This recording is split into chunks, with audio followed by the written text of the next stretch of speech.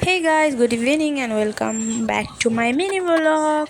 আজকে আমি Sunday special মটরের ঘুগনি বানাচ্ছি একদম সিম্পল প্রসেসে, তাই তোমাদের সাথে শেয়ার করলাম। আজকে সানডে তো বিকালে একটু কিছু খেতে ইচ্ছে করলো, একটু খুদে খুদে ভাব পেটের মধ্যে। সো তার জন্য আমি এখানে মটর সেদ্ধ করে নিয়েছি।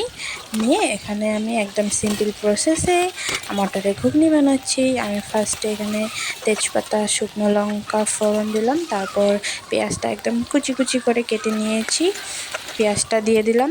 তারপর এখানে রসুন, লঙ্কা আর আদা থেতো করে নিয়েছি। বললামই তো সিম্পল প্রসেস, বিকালে যা চটপট হয়ে যায়, কাটাকাটি করতে না লাগে।